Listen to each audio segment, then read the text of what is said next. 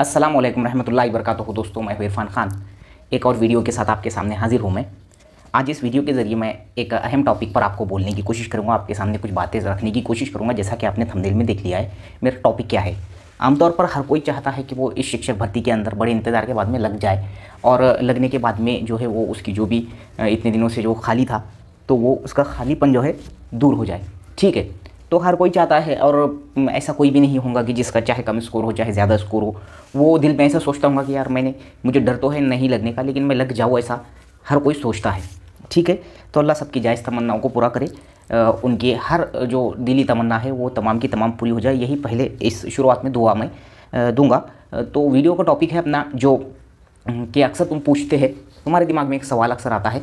एक तो होता है कि सर मैं लगूंगा क्या, मेरे चांसेस है क्या। इस पर भी मैंने स्पेशल वीडियो बनाया कि एनी चांस जब आप पूछते हैं तो इसका एक्चुअल में मीनिंग क्या होता है, और जब पूछते हैं कि लगूंगा क्या और उसके बाद में लग जाऊंगा तो भाई मुझे मेरा ज़िला मिलेगा क्या, या फिर मैं कहीं और लग जाऊंगा तो मुझे वापस आने का जो है वहाँ पर चांस रहेगा क्या इसी भर्ती में। ऐसे बहुत से जम्बलिंग क्वेश्चन है जो आपके दिमाग में, उसको मैं एकदम ईजी गोइंग में जो है बताने की कोशिश करूँगा। पूरे मीडियम वाले, जो मराठी, उर्दू, इंग्लिश, हिंदी, बंगाली मीडियम के जो मेरे सब्सक्राइबर हैं जो भी होंगे, वो तमाम का मैं ये कन्फ्यूजन दूर करने की कोशिश करूँगा। कैसे मिलेगा और क्या उसके लिए कंडीशंस होते हैं। अब जो दौर बदल चुका है और एक पवित्र पोर्टल शिक्षक भर्ती यानी ऑनलाइन शिक्षक भर्ती, महाराष्ट्र, पूरे इंडिया में महाराष्ट्र पहला स्टेट है जहाँ तक मैंने सुना हो जो ऑनलाइन शिक्षक भर्ती लेता है। ऐसा 2017 में जब ली गई समझो, तो वो पहली बार था बोलते हैं, ऐसा मैंने सुना है। तो ऑनलाइन शिक्षक भर्ती हो रही है एक पवित्र नाम के पोर्टल के जरिए। तो जो है पैटर्न जो रहेगा या फिर जो सिस्टम रहेगा वही है जो पहले शिक्षक भर्तियों में होता था। प्रेफरेंसेस सिस्टम पहले भी था, लेकिन वो थोड़ा अलग था, ये थोड़ा अलग है। ठीक है, तो अब जब तुम टैट दे चुके हैं, तुम्हारा स्कोर तुमको पता है, तुम्हारे कास्ट में तुम्हारा रैंक तुमको आमतौर पे इतना एक हार्ड एंड फास्ट दौर हो चुका है कि वो सर्वे करके सब हमको पता भी चल रहा है। ये लेकिन ये सर्वे जो है ये फिक्स हमको बोल नहीं सकते हम इतना ही रैंक होगा, ज़्यादा भी हो सकता है, कम भी हो सकता है, किसी ने उसमें नोंदनी कराऊंगा नहीं होगा। 12-1500 जो है 1200 के आसपास सीटें टीटी धारक जो उर्दू मीडियम में है उन्होंने नोंदनी करे है गूगल फॉर्म में। तो ये चीज़ है। अब जब तुम, जैसा तुमको पता है, मिसाल के तौर पे तुम्हारे पास एक स्कोर है 110 है तुम्हारे पास, तुम्हारा कोई एक ज़िला है, मिसाल के तौर पे तुम उर्दू मीडियम है, मैं उर्दू मीडियम की अगर बात करूँ, तुम्हारा ज़िला है परभनी या कोई हिंगोली है। हिंगोली और परभनी आसपास के ज़िले हैं, यानी नज़दीक है, एकदम अटैच है, लग कर है। हिंगोली और वाशिम भी ऐसे ही है। ठीक है, तो ऐसे कई ज़िले होते हैं हमारे पड़ोस के। अब तुम्हारा 110 स्कोर है, अब जब तुम पूछते हैं कि मुझे मेरा ज़िला मिलेगा क्या परफेक्टली, तो ये नहीं हो सकता। ये तुमको कोई भी नहीं बोल सकता कि तुमको तुम्हारा ज़िला मिलेगा क्या। किस बेसिस पे? तुम्हारे स्कोर के बेसिस पे नहीं बोल सकेंगे वो जब एडवर्टाइजमेंट, जब हम बोलेंगे एडवर्टाइजमेंट, जैसा तुम आप रजिस्ट्रेशन करेंगे, अगले प्रोसेस में रजिस्ट्रेशन करेंगे, तो वो रजिस्ट्रेशन करने के बाद में जब तुम अगला टप्पा लेंगे प्रेफरेंसेस लॉक का, प्राधान्यक्रम जब तुम लॉक करते, तो वो प्राधान्यक्रम लॉक करने के बाद में एक जो समझ में आता सामने, जैसा लॉक करने से पहले जो जाहिरात आती है जिसको हम एडवर्टाइजमेंट कहते हैं, इश्तेहार, तो इश्तेहार में तुम पूरा डिटेल्स देखते हैं, भाई हाँ चलो यहाँ पर ऐसा आया, यहाँ पर ऐसा आया, ये पूरी ज़िले में अलग अलग, मेरा ज़िला ये है, मेरे ज़िले में ऐसी ऐसी है। अब जब तुमको वहाँ पर तुम्हारे जो मार्क होते हैं टैट के, पहला जो है पोर्टल जब प्रेफरेंसेस देने की कोशिश करता है तुमको, तो नंबर 1 पे देखता है तुम्हारा टैट का स्कोर, उसके बाद देखता है मीडियम, उसके बाद देखता है तुम्हारी कैटेगरी, उसके बाद देखता है सब कैटेगरी, और उसके बाद में देखता है अगर वो ग्रेजुएट टीचर 6 से 12 बजे रहा है तो उसका सब्जेक्ट। ये चीज़ें पूरी देखकर, और उसके बाद में तुम्हारे कैटेगरी में ऐसे कितने कैंडिडेट हैं जो तुम्हारे से नीचे है, यानी कि डाउन है। यानी तुम, अगर तुम्हारा 110 है और तुम्हारे ही कैटेगरी में 110 से नीचे वाले जो है, तो उनको जो है तुम्हारे मुकाबले में कम जो है प्रेफरेंसेस मिलने के चांसेस होते हैं। अब तुम्हारे से ज़्यादा जिसका स्कोर है तो उसको ज़्यादा मिलने के चांसेस हो सकते हैं टैट के स्कोर पर। अब तुम जब प्रेफरेंसेस सामने देखेंगे, जब जनरेट कर देगा तो तुमको दिखेगा सामने, वो पोर्टल के ऊपर सीधा सीधा तुम्हारे आईडी और पासवर्ड जैसा डालेंगे वैसा तुमको दिख जाएगा कि भाई ये प्रेफरेंसेस है, उसकी प्रिंट निकाल सकते हैं हम, और सोच समझ के हम लॉक कर सकते हैं। लॉक करने के लिए 10-15 दिन का, 20 दिन का चांस होता है। तो उसमें विद इंटरव्यू भी दिखेंगे और विदाउट इंटरव्यू भी दिखेंगे। तो विद इंटरव्यू का तो सवाल आता ही नहीं उर्दू मीडियम में, वो तो हमें है ही नहीं, प्राइवेट वाले की जगह आती नहीं है।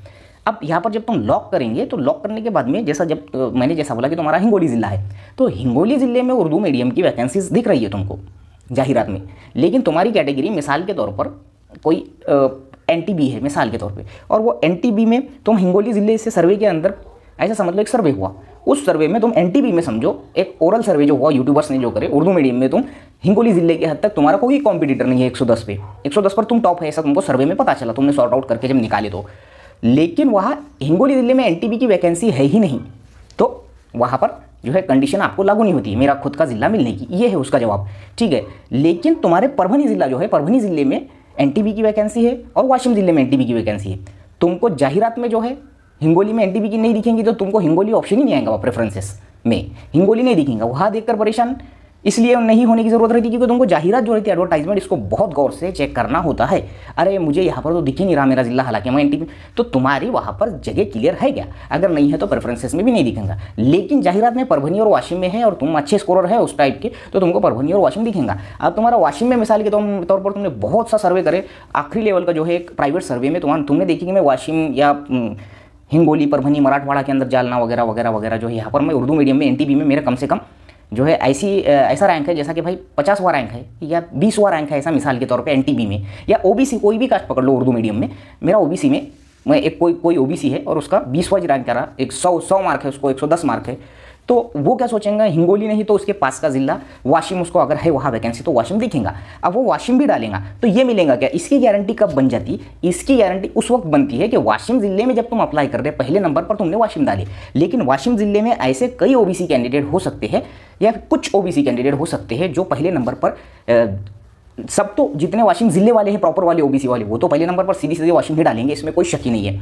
परभनी वाला अगर है वो ईडब्ल्यूएस वाला है और उसकी वैकेंसी वहाँ उसको पोर्टल पे दिख रही है, प्रेफरेंसेस में उसको दिख रहा है, भले उसका स्कोर कम है लेकिन वैकेंसीज की वजह से उसको प्रेफरेंसेस आए तो वो पहले उसका कम स्कोर भले। लेकिन वाशिम में अगर तुमने डाली, हिंगोली नहीं मिला और वाशिम में तुम्हारा ओबीसी कॉम्पिटिटर जो तुम्हारे से ज्यादा मार्क वाला है वो पहले नंबर पर अगर डालता है तो तुमको वो पहले नंबर का नहीं मिलेगा। लेकिन वाशिम के बाद जब तुम दूसरा परभनी डालते, हिंगोली नहीं मिला तो चलो परभनी डाले, अब जब परभनी डालेंगे तो परभनी में अगर तुम्हारा कॉम्पिटिटर ओबीसी का ज्यादा मार्क वाला नहीं है और अगर वैकेंसी ज्यादा आई, मिसाल के तौर पे ऐसा समझ लो कि वाशिम में जगह है 10 ओबीसी की और तुम वो 10 कैंडिडेट के अंदर तुम्हारा रैंक है, मिसाल के तौर पे वो 10 कैंडिडेट के अंदर तुम 5वें नंबर पे ओबीसी में, तो वो 10 क्या उसको मिल जाएगा। वाशिम में 10 ओबीसी की जगह, लेकिन वो 10 ओबीसी की जगह में सीधा सीधा 3 महिला कट गई यहाँ पर भी। अब तुम्हारा कॉम्पिटिशन रहा 7 में, ठीक है। अब ये 7 में से जो पूरा कट के आएगा, समांतर आरक्षण जो कट के आएगा, समझो बच गए 3 वैकेंसी प्योर ओबीसी के, एक जो जिसको किसी भी तरह का दूसरा ओबीसी में आरक्षण नहीं है, ना वो महिला है, ना वो प्रकल्पग्रस्त है, ना ही वो भूकंपग्रस्त है, ना ही वो माजी सैनिक है, वो प्योर ओबीसी है। जैसा कि हर कैटेगरी में समांतर आरक्षण निहाय वैकेंसी होती है वैसा तुम है। अब वो आखिरी में बची सिर्फ 3, तो वो प्योर ओबीसी में तुम्हारा अगर 3 नंबर में वो वाशिम तीसरा रैंक होगा या दूसरा नंबर होगा, पहला दूसरा तीसरा, यानी कि तुम्हारा 110 है, तुम्हारे से ज़्यादा वाले की 115 है और उससे ज़्यादा वाले की 120 है, तो 120, 115 और 100 तुम्हारा जो 10 है तुम तीनों को मिल जाएगा। 110 से नीचे वाला ओबीसी रहेगा वो रोल आउट हो जाएगा अगले जिले में, ठीक है। ये चीज़ें सेम नगर परिषद की भी यही हालत है। तुम्हारे को कोई नगर परिषद या महानगर पालिका खुद का पसंद है तो यही कंडीशन लागू होंगी। अब जब उन्हें वाशिम में भी नहीं बैठा तो उसने तीसरे नंबर पर परभनी डाला था, तो परभनी में भी ओबीसी का पूरा जो है जो जितना डाटा जो है कलेक्ट होगा ऑनलाइन पोर्टल के पास, तो पोर्टल देखेगा कि इसके जो मार्क है इसके मार्क्स के आसपास में इससे ज़्यादा किसको है और इसको कितने हैं। तो तुम्हारे जैसा कि भाई 10-20 वैकेंसी से ओबीसी की परभनी में या ईडब्ल्यूएस की XYZ, तो वो 10 या 20 में से कितने ऐसे हैं, जैसा कि महिला कट गई 20 में से 6 महिला कट गई, भूकंपग्रस्त, प्रकल्पग्रस्त, माजी सैनिक, दिव्यांग वगैरह ये तमाम कट के तुम्हारी वो 20 में से प्योर जो है ईडब्ल्यूएस या प्योर ओबीसी की जगह सिर्फ आई 8। तो ये 8 में तुम्हारा रैंक है क्या, तो ही तुमको वो जिला मिलेगा। 8 में मतलब वो ईडब्ल्यूएस के प्योर 8 कैंडिडेट में 110 तक मार्क आए हुए है क्या। अगर 110 तक नहीं आए, मतलब कि 112वां आखिरी मिला वो 8 में से, तो तुम और रोल आउट हो गए अगले जिले में। अब तुमने चौथे नंबर पर डाली जालना, तो ऐसा करते करते करते वो जाएगा। तो अपना जिला मिलने के लिए मायने रखता है स्कोर, सबसे मेन चीज़ है स्कोर। मराठी मीडियम के लिए भी यही कंडिशन आहे। तुम्ही मला म्हणजे प्रश्न विचारतात, मी बरेचपैकी म्हणजे मराठी माध्यमवाल्यांचे पण कमेंट वाचलेले आहे की मला माझा जिल्हा मिळणार का सर, किंवा माझी नगरपालिका महानगरपालिका। बिलकुल तुम्हाला मिळेल, पण तुमचा जे स्कोर आहे, म्हणजे उदाहरणार्थ तुम्ही मराठी माध्यम आहात आणि तुमचा 130 किंवा 135 स्कोर आहे आणि ज्या जिल्ह्यातून तुम्ही बिलॉंग करतात, म्हणजे उदाहरणार्थ तुमचा एक जिल्हा आहे नागपूर जिल्हा आहे, ठीक आहे। तर नागपूर जिल्ह्यात जे जाहिरात आलेली आहे, नागपूर जिल्ह्यात तुम्हाला जर जिल्हा परिषदेची आवड असेल तर जिल्हा परिषदेमध्ये जे नागपूर जिल्ह्यात किती जागा आली आणि त्यापैकी तुमची कॅटेगरी जी आहे आणि कॅटेगरीमधून जे सब कॅटेगरी आहे, म्हणजे उदाहरणार्थ तुमचं आरक्षण XYZ जे म्हणजे कोणी SC कॅन्डिडेट आहे तर SC कॅन्डिडेटमधून कोणता समांतर आरक्षण त्याला लागू आहे का, त्याची जागा किती आली, ठीक आहे। कॅटेगरी आणि सब कॅटेगरी खूप महत्त्वाची असते। म्हणजे तुमचा टेट स्कोर 130 किंवा 135 आहे, तुम्हाला जिल्हा परिषदेची आवड आहे, तुम्हाला नपा किंवा मनपा नाही घ्यायचा, किंवा असा समजा की तुम्हाला महानगरपालिका नागपूर पाहिजे कारण तुम्ही शहरात राहणारे आहात आणि तुम्हाला त्याचीच आवड आहे। शहर म्हणजे तुम्हाला अख्खी जी नोकरी आहे तुम्हाला फक्त शहरातच करायची आहे, तर तुम्हाला तर महानगरपालिकेत तुमच्या स्कोरप्रमाणे त्या जाहिरातीमध्ये तुमच्या कॅटेगरीची आणि सब कॅटेगरीची किंवा तुमच्या कॅटेगरीची जागा किती आहे आणि त्या जागी कितीवर क्लोज झालेली आहे ते, म्हणजे उदाहरणार्थ SC किंवा ओबीसी एक कॅन्डिडेट आहे, त्याला नागपूर महानगरपालिका पाहिजे, तर नागपूर महानगरपालिकेमध्ये ओबीसी मराठी माध्यम 1 ते 5 म्हणजे हा स्तर पण खूप व्हॅल्यू आहे याची, म्हणजे खूप महत्त्वाचा आहे स्तर 1 ते 5, 7 ते 8, 9 ते 10. त्यासाठी तुम्ही अप्लाय केलेला आहे आणि तुम्हाला जर ते म्हणजे महानगरपालिकेमध्ये ओबीसीचे म्हणजे 25 जागा दिसत आहे मराठी माध्यम 1 ते 5 साठी, तर त्या 25 जागांमधून तुम्ही 130 वर आहात, तर तुमच्या पुढे किती आहेत अप्लाय करणारे, म्हणजे पहिला प्रेफरन्स देणारे ओबीसीमधून तुमच्या आरक्षणमधून ते किती, म्हणजे तुमच्या कॅटेगरीमधून किती असे कॅन्डिडेट आहेत की त्यांनी पहिला ऑप्शन दिलेला आहे प्रेफरन्स.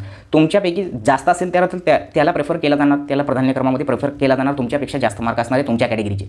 आणि त्या म्हणजे 25मधून जे समांतर आरक्षण वगैरे जर आपण सगळं गेला तर जे प्युअर ओबीसी किंवा तुमची जे कास्ट आहे प्युअर त्यामधून म्हणजे 10 आले, तर त्या 10पैकी तुमचा रँक पाहिजे 130 मार्कावर, तरच तुम्हाला तुमचा जे आहे जिल्हा मिळेल किंवा तुमची नगरपालिका किंवा तुमची महानगरपालिका नगर परिषद वगैरे मिळणार, अन्यथा मिळणार नाही.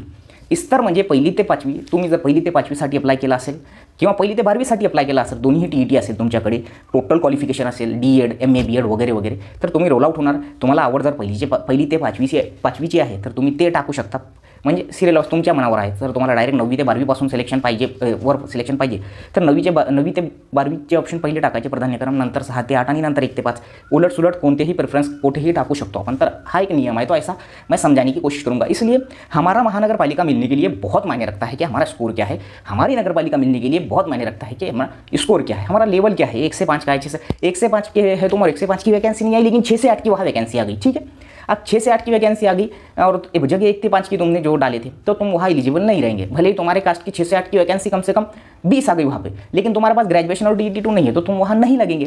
तो ये चीज़ ये सिस्टम होता है. ठीक है, और रही बात अगर अब तुम्हारा सिलेक्शन हो जाता है कहीं पर XYZ जो पहली लिस्ट में लग जाता है वगैरह वगैरह, तो वो चला गया, ऐसा समझ लो कि उसके ज़िले से कम 4 ज़िले दूर वो चला गया. ठीक है, मैंने जैसा मिसाल दिया वाशिम वाला चला गया नासिक को, और उसके पास एक अच्छा स्कोर था उर्दू मीडियम के, लेकिन अनफॉर्चुनेटली उसके इलाके में उसकी वैकेंसीज नहीं दिखी, कोई भी कैटेगरी की हो, EWS हो, OBC हो, कोई भी हो, थी ही नहीं, तो वो चला गया नासिक. तो क्या वो अपॉर्चुनिटी ले सकता है गवर्नमेंट से कि भाई मेरा तो बहुत बड़ा स्कोर था, मैं उर्दू मीडियम से था और मुझे वापस चांस दो अगला जो राउंड हो रहा है उसमें? तो ये 100 में से 100% रॉन्ग है. और ये जो तुमको बोलता है और जो तुम सुनते हैं वो बिल्कुल की बिल्कुल पूरी की पूरी जो है रॉन्ग इन्फॉर्मेशन है. ऐसा कहीं पर भी नहीं हो सकता, किसी भी भर्ती में ऐसा नहीं हो सकता कि वो वहाँ चला गया और उसको एक बार फिर से बोला जा रहा है चलो भाई आ जाओ अपने ज़िले में. ऐसा कभी भी नहीं हो सकता है. इसलिए जो है, और अगर मैं बात करूँ, अगर तुम्हारे पास अच्छा खासा टैलेंट है, तुम्हारे पास सेल्फ कॉन्फिडेंस है, तुम बहुत कुछ करना चाहते हैं इस फील्ड के अंदर, तुम्हारे टैलेंट की जहाँ कदर होनी चाहिए, तो मेरा ऐसा ज़ाती राय है कि पहले नंबर पर जो है प्रेफर करेंगे तो ज़िला परिषदों को करो. लेकिन इसमें मसला ये होता है, जैसा कि अगर मैं मुंबई इलाके की बात करूँ, नागपुर शहर की बात करूँ, पुणे सिटी की अगर मैं बात करूँ, या मेट्रो सिटीज़ की बात करूँ, तो यहाँ के लोग ऐसे होते हैं जो शहर में रहना पसंद करते हैं. तो ज़रूरी नहीं है सबने ज़िला परिषद, लेकिन ज़िला परिषद एक ऐसा जो चीज़ है, एक ऐसा मकाम है जहाँ वाकई में ऐसा मुझे लगता है कि एक इंसान जो है बहुत ज़बरदस्त तरीके से जो है अपने आप को पेश कर सकता है ज़िला परिषद के स्कूलों में, वहाँ के एजुकेशन सिस्टम में, उस ज़िले में वगैरह वगैरह. तो ये चीज़ें होती है, तुमको कतई वापस आने का चांस नहीं दिया जाएगा. एक बार जब तुम सिलेक्ट हो जाते तो पवित्र पोर्टल तुम्हारा नाम वहाँ से परमानेंटली डिलीट कर देता है, यानी उस वहाँ से कि ये सिलेक्ट हो गया हुआ जो है कैंडिडेट है, अब इसका यहाँ काम नहीं है, अब यहाँ उसका काम है जो सिलेक्ट नहीं है. यानी कि राउंड टू राउंड अगर लगते हैं तो एक राउंड अगर लग जाता है तो अलग बात, लेकिन अगर दूसरा होता है तो उसमें ऐसा है. तो और तुमको अगर रिस्क लेना है, मिसाल के तौर पे मुंबई वालों का बोला मैंने, या कई बड़े बड़े शहर वालों का, मुंबई पुणे नागपुर ही नहीं, ऐसे बड़े बड़े शहर अपने पास. अमरावती वाला अगर ऐसा चाहता मेरी पूरी लाइफ निकल जाए अमरावती में महानगरपालिका में, और उसको ऐसा लगता कि वैकेंसीज नहीं आई, तो वो रिस्क ले सकता है. उसके पास ऑप्शन आए मिसाल के तौर पर 10, उसको अच्छे खासे मार्क है, उसके पास 20 ऑप्शन आए, 30 ऑप्शन आए, तो वो रिस्क ले सकता है. एक ऑप्शन डालना कंपलसरी, कम से कम एक ऑप्शन डालकर जो है छोड़ना, पिछली बार में कंपल्शन था तो ऐसा डालकर वो छोड़ सकता है. चलो देखेंगे नेक्स्ट टाइम. मुझे 30 में से ऑप्शन जैसा अमरावती जिला परिषद दिखा, अमरावती नगर पालिका दिखा है, लेकिन मुझे मनपा चाहिए था, तो वो एक डालकर कोई भी छोड़ सकता है. और अगले राउंड में कन्वर्टेड टू ओपन में वो जो है रिटर्न आकर जो है वापस में वही प्रोसेस होती है, कन्वर्टेड टू ओपन राउंड. यानी इसका मतलब तुम समझ नहीं रहे, बहुत से कास्ट वालों का ऐसा कन्फ्यूजन है, सर वो पूरी की पूरी ओपन में क्यों हो जाती है उसमें कास्ट में? तो भाई वहाँ सब समान माने जाते हैं, वहाँ तुम किसी भी कास्ट से बिलोंग करते होंगे, कन्वर्टेड टू ओपन यानी कि सबको एक साथ जो 400-500-700 जगह जो भी कन्वर्ट होंगी वो तुमको भी और ओपन वालों को भी और EWS वालों को भी सबको सेम समान संधि दी जाएंगी. और वहाँ पर भी सेम ऐसी प्रोसेस होता है, वापस से प्रेफरेंसेस लॉक करने होते हैं और फिर और एक मेरिट लिस्ट लगती है. इसको कहते हैं कन्वर्टेड टू ओपन राउंड. यही सिस्टम जो है हर मीडियम में लागू होता है. तो आज के इस वीडियो के जरिए मैंने बताया, आपको ये कैसा लगा मुझे ज़रूर कमेंट बॉक्स में बताइए. वीडियो अच्छा लगे तो लाइक कमेंट और शेयर ज़रूर कीजिए. मिलेंगे अगले वीडियो में अच्छी मालूमात के साथ. अस्सलाम वालेकुम.